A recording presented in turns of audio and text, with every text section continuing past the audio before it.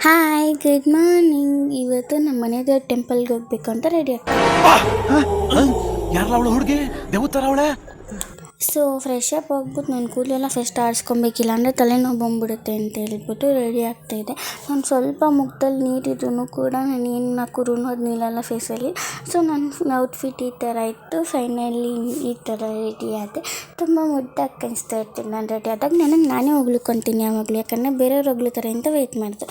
Finally ಸ್ವಲ್ಪ perfume ಹಾಕ್ಕೊಂಡು ready ಆದೆ. ಹಾಗೆ ನಮ್ಮ ಅಮ್ಮನ ಕರೆದೆ ಬನ್ನಿ ಒಂದು ವೀಡಿಯೋ ಮಾಡ್ಕೊತೀನಿ ಅಂತ ಹೇಳ್ಬಿಟ್ಟು ಅಷ್ಟರಲ್ಲಿ ನಮ್ಮ ಪಪ್ಪ ಪೂಜೆ ಮಾಡ್ತಾಯಿದ್ರು ಕಾರಿಗೆ.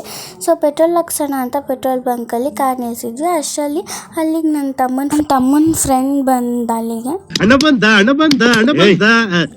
ನಾನು ವೀಡಿಯೋ ಮಾಡ್ಕೊತಿದ್ದೀನಿ ಅಂತ ಹೇಳ್ಬಿಟ್ಟು ಕ್ಯಾಮ್ರಾ ಇಟ್ಕೊಂಡು ಓಡೋಗ್ತಿದ್ದ ಅವನು. ಅಷ್ಟರಲ್ಲಿ ನನ್ನ ತಮ್ಮನ ವೀಡಿಯೋ ಮಾಡ್ಕೊತಿದ್ದ, ನನಗೆ ಗೊತ್ತಿರಲಿಲ್ಲ ಇದೆಲ್ಲ.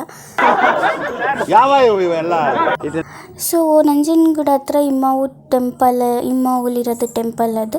ಸೊ ಹೋದ್ವಿ. ನಮ್ಮದು ಗಂಡೇವ್ರು ಹೆಂಡೇವ್ರು ಎರಡು ಕೂಡ ಮನೆ ದೇವರು ಅಲ್ಲೇ ಇರೋದು ಪಕ್ಕದಲ್ಲಿ.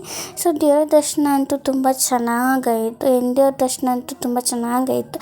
ಸೊ ಅಲ್ಲಿಗೆ ಹೋದ್ಮೇಲೆ ಊಟ ಮಾಡಲೇಬೇಕಲ್ಲ. ಸೊ ವೆಯ್ಟ್ ಮಾಡ್ತಾಯಿದ್ದೆ, ಊಟ ಇರಲಿಲ್ಲ ಅಂತ ಹೇಳ್ಬಿಟ್ಟು ಊಟ ಮಾಡಿ ಈ ಝೆಡ್ ಗ್ರೂಪ್ ಗಣಪತಿ ನೋಡ್ತಾ ಇದ್ವಿ. ನನ್ನ ತಮ್ಮನ ಫ್ರೆಂಡ್ ಕರ್ಕೊಂಡು ಹೋಗಿದ್ರು, ಅವ್ರ ಫ್ರೆಂಡ್ ಕೂರಿಸಿದ್ರು ಅಂತ ಹೇಳ್ಬಿಟ್ಟು ನೋಡ್ಕೊಂಡು ಮನೆಗೆ ಬಂದೆ.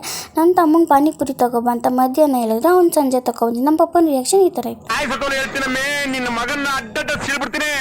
ಮೊದಲೇ ಹೇಳ್ತಾ ಇದೀನಿ, ಈ ನನ್ನ ಮಗ ಮನೆಗೆ ಬರ್ತಾನೋ ಬರಲ್ಲ ಕೇಳಮ್ಮಿ. ಇಷ್ಟ ಆದರೆ ನನ್ನ ಚಾನಲ್ ಸಬ್ಸ್ಕ್ರೈಬ್ ಮಾಡಿ, ಲೈಕ್ ಮಾಡಿ. Thank you for watching.